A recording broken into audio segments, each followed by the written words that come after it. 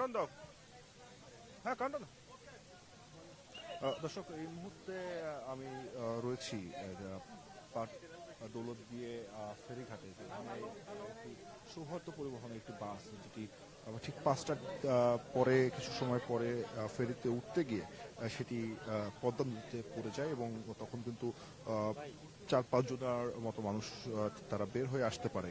এর পরবর্তীতে কিন্তু সেই উদ্ধার অভিযান যে শুরু হয়েছিল সেটি কিন্তু এখনো চলছে। আমি যদি একটু দেখাই যে সেই উদ্ধার অভিযানে কিন্তু এখানে হামজা যে উদ্ধারকারী জাহাজ সেটিকে নিয়ে আসা হয়েছে এবং ডুবুরিরা তারা সর্বোচ্চ চেষ্টা করছেন যেন সেই বাসটিকে উঠানো যায়। কিন্তু ফায়ার সার্ভিসের পক্ষ থেকে যে তথ্যটি আমরা এখন পর্যন্ত জানতে পেরেছি যে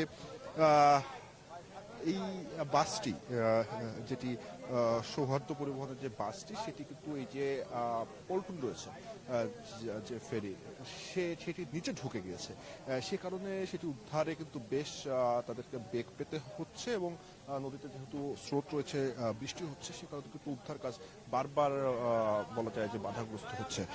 এখন যে বিষয়টি চেষ্টা করা হচ্ছে যেন এই বাসটিকে উদ্ধারে যে সর্বোচ্চ চেষ্টা চালানো হচ্ছে। একই সঙ্গে ডুবুরি দল, ফায়ার সার্ভিসের ডুবুরি দলদের দেখতে পাচ্ছি, নৌবাহিনীর ডুবুরি দল তারা রয়েছে এবং হতাহতের সংখ্যা এখন পর্যন্ত 2 জনের কথা আমরা জানতে পেরেছি, যারা বাসটি পড়ার পরপরই যারা ভেসে ওঠেন এবং তাদেরকে উদ্ধার করে নিয়ে যাওয়ার পর 2 নারী তারা স্থানীয় স্বাস্থ্য কমপ্লেক্সে তারা মারা যান।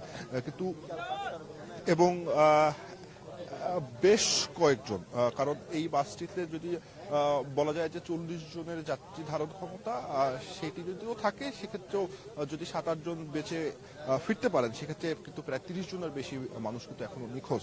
সেক্ষেত্রে হতাহতের সংখ্যা বাড়বে এটি খুব স্বাভাবিকভাবেই বলা যায়, কিন্তু সেটি আসলে সংখ্যাটা কত সেটি কিন্তু এখন পর্যন্ত নিশ্চিত হওয়া যাচ্ছে না, কারণ বাসের ভিতরে কি অবস্থা বা তারা ভেসে গেছে কিনা সেটি কিন্তু এখন পর্যন্ত ফায়ার সার্ভিসের পক্ষ থেকে আমাদেরকে নিশ্চিত করা হয়নি। কিন্তু অনেকেই নিখোঁজ রয়েছেন এবং এখন সর্বোচ্চ চেষ্টা করা হচ্ছে যেন এই বাসটিকে দ্রুত উদ্ধার করা হয়।